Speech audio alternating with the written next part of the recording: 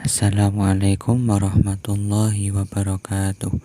Perkenalkan, kami dari kelompok 1 akan mempresentasikan hasil diskusi kami terkait materi Medium Term Expenditure Framework.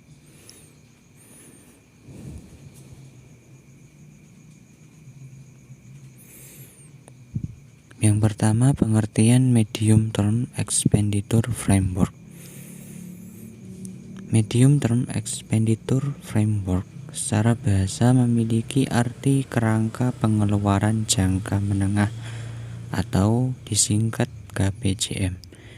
Sedangkan KPJM menurut Undang-Undang Nomor 17 Tahun 2003 tentang Keuangan Negara merupakan sebuah pendekatan penganggaran berdasarkan kebijakan yang dilakukan dalam perspektif lebih dari 1 tahun anggaran dibutuhkan pada tahun berikutnya yang dituangkan dalam perakiraan maju.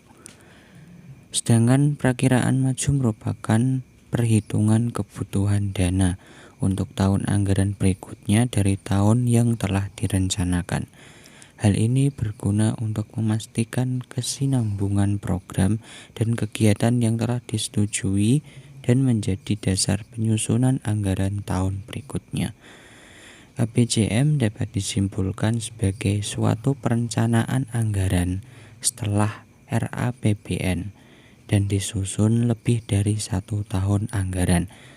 Penyusunannya mempertimbangkan implikasi biaya dari pelaksanaan kebijakan pada tahun-tahun berikutnya atau dituangkan pada perakiraan maju. Baik, di sini saya akan menjelaskan tentang manfaat KPJM atau kerangka pengeluaran jangka menengah. Antara lain, memperbaiki keterkaitan yang lemah antara sumber daya dan hasil anggaran tahunan. Yang kedua yaitu memperpanjang waktu yang memungkinkan pemerintah bertindak berdasarkan sumber daya yang tersedia. Yang ketiga, meningkatkan disiplin secara fiskal.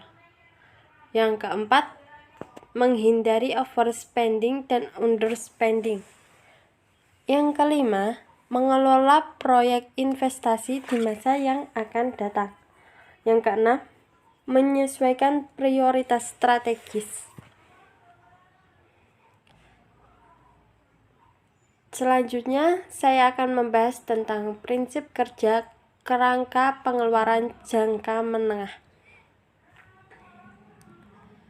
Menurut Kementerian Keuangan dan Bappenas tahun 2009 menjelaskan tentang kerangka kerja KPJM yang efektif terdiri atas 3 komponen sebagai berikut.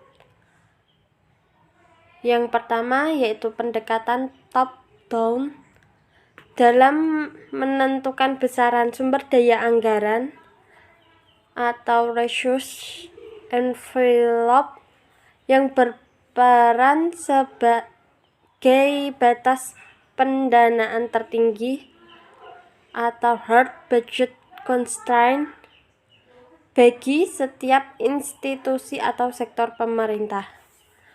Yang kedua, pendekatan bottom up dalam melakukan estimasi kebutuhan sumber daya anggaran, baik kebutuhan anggaran saat ini maupun dalam jangka menengah, untuk membiayai kebijakan yang tengah dilakukan saat ini dan akan terus dilaksanakan beberapa tahun ke depan sesuai dengan amanat perencanaan yang telah diputuskan. Yang terakhir yaitu kerangka kerja anggaran yang menghasilkan kesesuaian antara kebutuhan dan ketersediaan sumber daya anggaran dalam jangka menengah. Di sini saya akan melanjutkan materi yaitu tahapan penerapan KPJM. Secara umum, implementasi sistem penganggaran KPJM secara operasional diperlukan tahapan yang sistematis dan bersifat runtut yang meliputi yang pertama, evaluasi kebijakan berjalan, yang kedua, penyusunan prioritas, yang ketiga, proses penganggaran, Yang keempat, penetapan baseline penganggaran. Yang kelima, penetapan parameter atau indikator yang akan mempengaruhi besaran alokasi.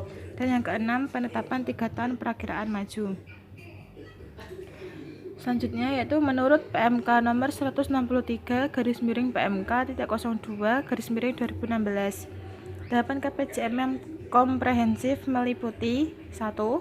Tahapan top down, diantaranya penyusunan proyeksi atau rencana kerangka asumsi ekonomi makro untuk jangka menengah. Kedua, penyusunan proyeksi atau rencana target fiskal jangka menengah. Yang ketiga, rencana kerangka anggaran jangka menengah yang menghasilkan pagu total belanja pemerintah. Keempat, pendistribusian total pagu jangka menengah ke masing-masing K atau L. Dan tahapan yang kedua yaitu tahapan bottom up, penjabaran pengeluaran jangka menengah masing-masing K atau L atau the ministry ceiling ke masing-masing program dan kegiatan berdasarkan indikasi pagu jangka menengah yang telah ditetapkan. Sekian, terima kasih. Sekian presentasi dari kelompok kami. Apabila ada kesalahan dalam tutur kata, kami mohon maaf yang sebesar-besarnya. Kami akhiri. Wallahul muwaffiq ila aqwamit thoriq. Wassalamualaikum warahmatullahi wabarakatuh.